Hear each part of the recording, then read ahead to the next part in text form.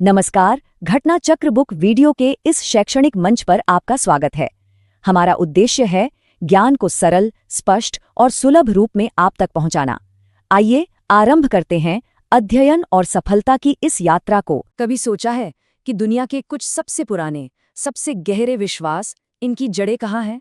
आज चलिए एक सफर पर चलते हैं, वापस प्राचीन भारत में। एक ऐसी जगह जहां से दुनिया की कुछ सबसे बड़ी आध्यात्मिक परंपराएं निकली। तो इस सवाल का जवाब हमें हजारों साल पीछे ले जाता है, प्राचीन भारत की जमीन पर। और देखिए, ये सिर्फ एक जगह नहीं थी, बल्कि एक ऐसा सेंटर था, एक ऐसा हब था जहां इंसानियत के कुछ सबसे बड़े सवालों पर जबरदस्त मंथन हुआ। तो हमारी ये कहानी शुरू होती है वैदिक सभ्यता से। आप इसे ऐसे समझिए जैसे ये वो पहली ईंट थी जिस पर भारत का इतना बड़ा आध्यात्मिक महल खड़ा हुआ। तो सवाल उठता है, कौन थे ये लोग जिन्होंने इस सभ्यता की नींव रखी? खैर, उन्हें आर्य के नाम से जाना जाता था। संस्कृत में इस शब्द का मतलब होता है कुलीन या नोबल। इन लोगों ने अफगानिस्तान से लेकर गंगा के मैदानों तक एक ग्रामीण समाज बसाया, और इनकी भाषा थी संस्कृत, जो आगे चलकर कई बड़े बड़े धर्म ग्रंथों की भाषा बनी। अच्छा, ये जो लंबा दौर था ना, ये एक जैसा नहीं था। इसे बेहतर समझने के लिए इतिहासकारों ने इसे दो हिस्सों में बांटा है। पहला है ऋग्वैदिक काल, जो करीब 1500 से 1000 ईसा पूर्व तक चला, और फिर आया उत्तर वैदिक काल, 1000 से 600 ईसा पूर्व तक। और हाँ, इसी दूसरे दौर में बड़े बड़े सामाजिक बदलाव होने शुरू हुए। और यहीं पर एक बहुत बड़ा, मतलब एक जबरदस्त सामाजिक बदलाव देखने को मिलता है। देखिए, शुरू में यानी ऋग्वैदिक काल में जो वर्ण व्यवस्था थी, वो काम पर आधारित थी। मतलब एक कुम्हार का बेटा भी एक योद्धा बन सकता था अगर उसमें वो काबिलियत हो।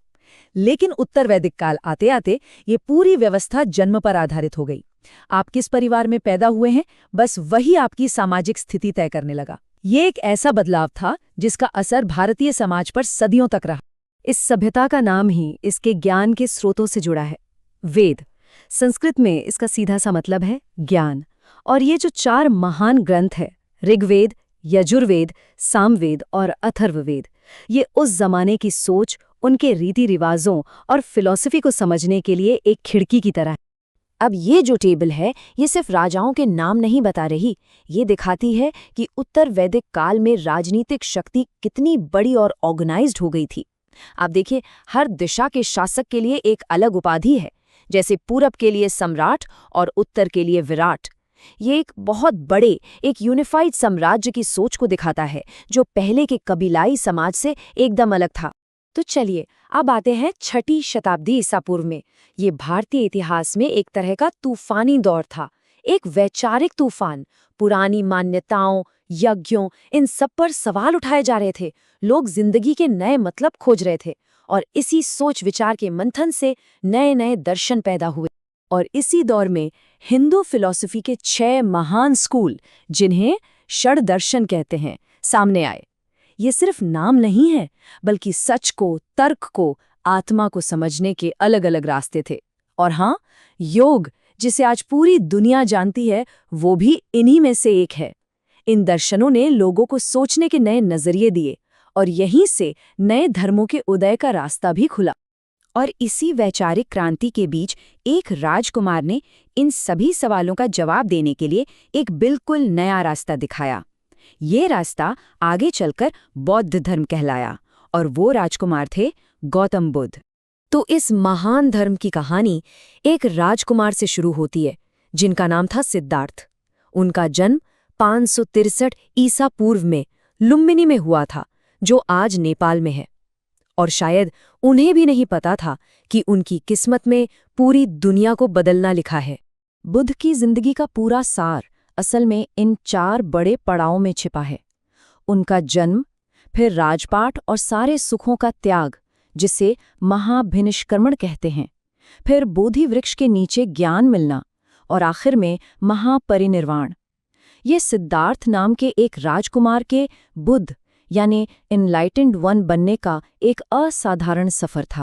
बौद्ध कला की एक बहुत खूबसूरत बात यह है कि इसमें उनकी कहानी शब्दों से ज्यादा प्रतीकों यानी सिंबल से कही जाती है।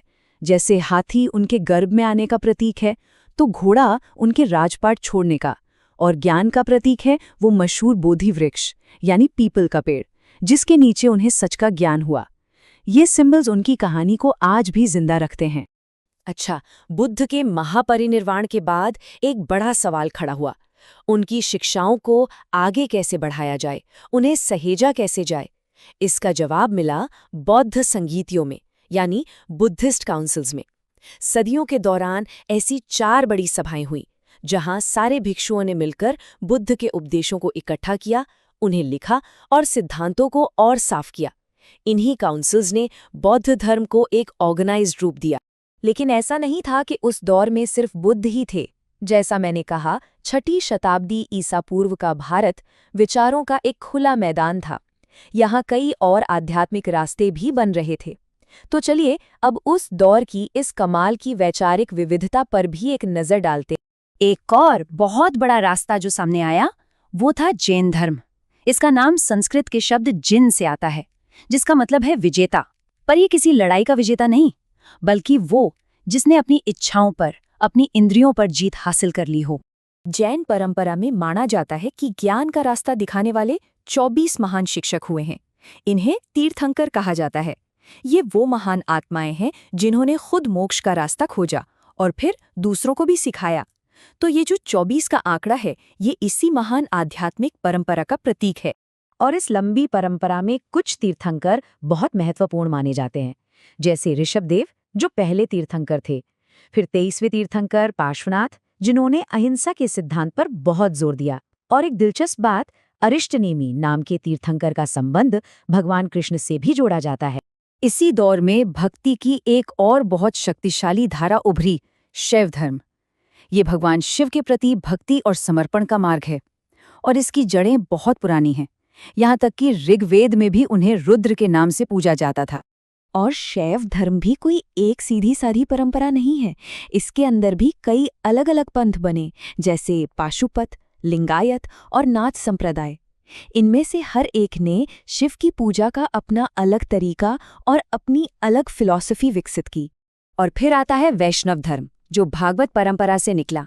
इसके केंद्र में थे वासुदेव कृष्ण, जिन्हें उनके भक्त बहुत प्रेम से भगवत कहते थे, जिसका मतलब है पूजनीय। आगे चलकर कृष्ण को भगवान विष्णु का अवतार माना जाने लगा और यहीं से वैष्णव धर्म ने अपना विशाल रूप लिया। तो इस पूरे वैचारिक मंथन का, इस जागरण के युग का नतीजा क्या निकला?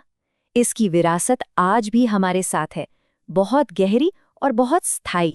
तो अगर संक्षेप में कहें तो एक वैदिक नींव पर आस्था के कई बड़े बड़े स्तंभ खड़े हुए, बौद्ध धर्म, जैन धर्म और दूसरे कई पंथ।